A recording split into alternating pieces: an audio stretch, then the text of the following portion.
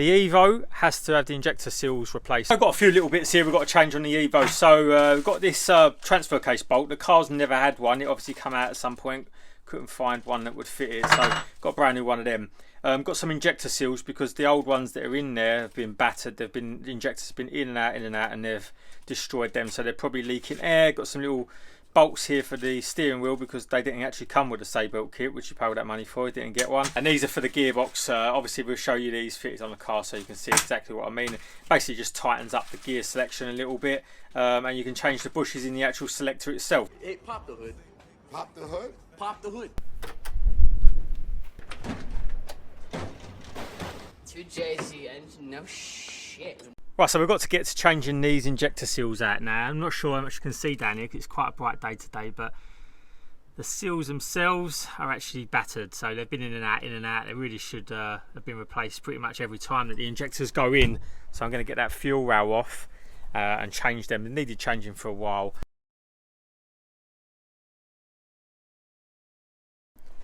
We can see up close now how used and abused these injector seals were. It's probably still holding boost, but absolute mess they are. Absolutely battered, squashed. So we've got some fresh ones here, some nice thick ones as well. We're going to replace all the seals on the injectors. Obviously these injectors are ID 1000, so they're plenty of fuel for us now. So I've been needing this bolt for an absolute age. Been difficult to get hold of. Basically it's this one here for the transfer case. And it's a long bolt, you can see here. It's been missing for a long time. The car's never had it basically. Just about get that in there with that 3-inch. So get that in there. Finally, last bolt complete for the transfer case. Now the reason that these have never sealed properly from whoever fitted them in the first place is because they was fitted wrong from the start. You can see here that's concave in there. But that is not the way this seal should be. Basically, I don't know if these were on a different car, but they had like a locking collar around the bottom of it. Now you can see that's come off there, but also this is the rest of it that wrapped around the outside of it like that. So that was pushing down on the seal itself. But on these Evos, on the manifolds that you run, see these brand new seals, they literally sit in place of the existing seals. So that's how they're supposed to sit. So they fit on there nicely. They just go straight on like that. And then there's no problems with them cutting into the actual injector itself, so the seal doesn't push in and create a leak. So that's how they're supposed to sit. Obviously going to replace this one as well. Got some brand new seals in here, these nice green ones to go in here, and then we'll have some nice fresh seals on there. Never have to worry about it again. So just an impoorly fitted injector. Oh, they come off another car, whatever, and they just didn't know that they had these lock-in things on there, and basically they just pushed up against the existing seal and damaged it.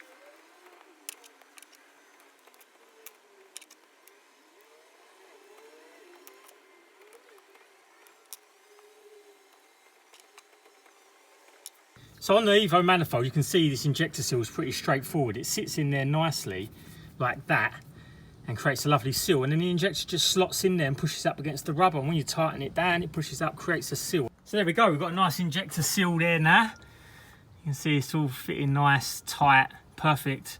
Obviously with the IDs, you have to put in a 10mm spacer in here, you can see there, just to pull it away because they're a little bit longer. But it fits absolutely spot on. So I'll just move the breather out of the way so we can get to this section a little bit easier. So you can see on the end of this gear selector here, these rubber bushings, and they deteriorate over time. You can see here the rubber starts to deteriorate a little bit, and they just create a little bit more of a vague gear selection. We've got these brass bushes to replace them, a lot more solid feel, so we're going to get these rubber ones out, replace them with these brass ones, and I'll show you how it's done.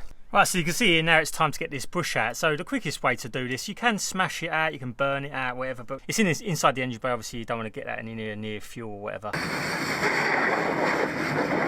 So what I'll do is I'll just get a drill bit and I'll drill a hole around the side, and then I'll just let it spin all the way around. It pulls the bush out and you can just push it through. These ain't very difficult to get out. You can see there's a lip on them. Right, there you go. So you can see there the bushing is out now. And all we've got to do now is get this brass bushing in there. So what I'm going to do is, it's a little bit more difficult, but I'm going to have the circlip at the bottom. It would have been easier just to put the circlip at the top. I'm going to put it at the bottom, just in case that circlip ever fell off. It wouldn't do, but it just means that that bushing won't fall out and we've had no gears. Right, okay, so they weren't as easy to get in as I thought they would be. They were press fit, you can see in there. So what I come up with this little contraption here, you can see that's just a 22mm socket that fits perfectly around the bush. You can see that's nicely pressed in there now.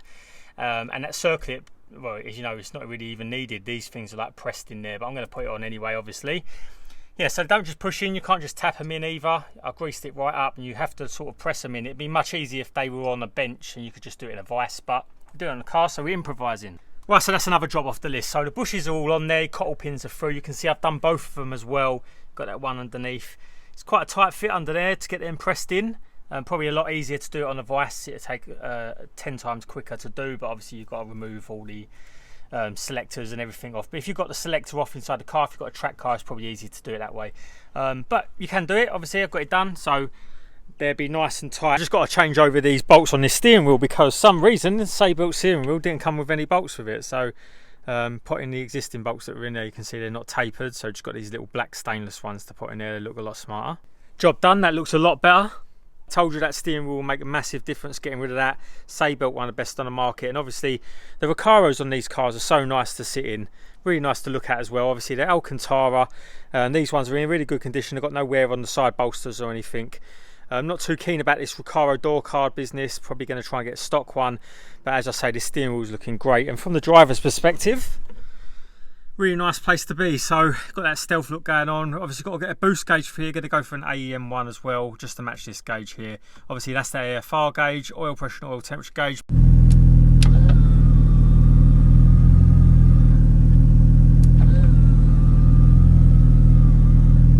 Just wanted to give you a quick look around the car because it's pretty much finished now for now. Obviously this stage of the build is finished, and it's had a lot of money, a lot of time, a lot of parts spent on it, and you can see it's looking nice, looking tidy. I think it's looking reasonably good as it can be. What do you think of the wheels? A lot of people were divided in the last video about changing the wheels over. These were just for function. These wheels are for function. That's all I'm putting them on for, you know. Lightweight, Team Dynamics, Pro Race. They're a really nice colour as well in the sun. They really look nice. Big grippy tyres on there, fresh brakes on there, and interior's looking good. Nice stealthy interior. Looks really nice, you know. Just the steering wheel suits the Alcantara seats. One thing I've got to change in the future is this exhaust. Pretty much doing no silencing at all at the minute. It's this tiny little back box on the back of it, and other than that it's a straight pipe. Way too loud, way too loud, so that's got to be changed. Maybe a mid box put in.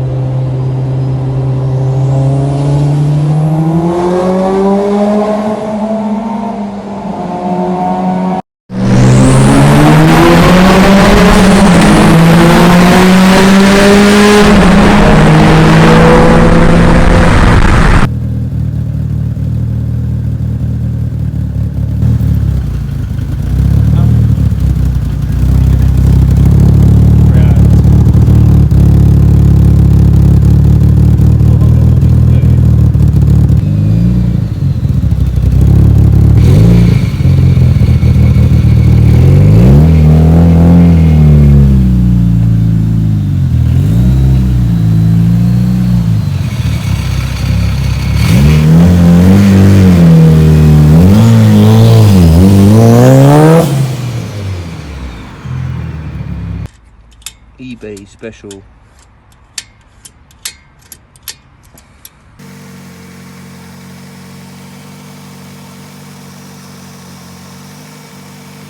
I'm just trying to make friends with Pete because in a moment he's going to have his medication. That's it, look at that. That's good, that's good. Look, he's eating it like a beaver, chewing through wood. Ah, yum, yum.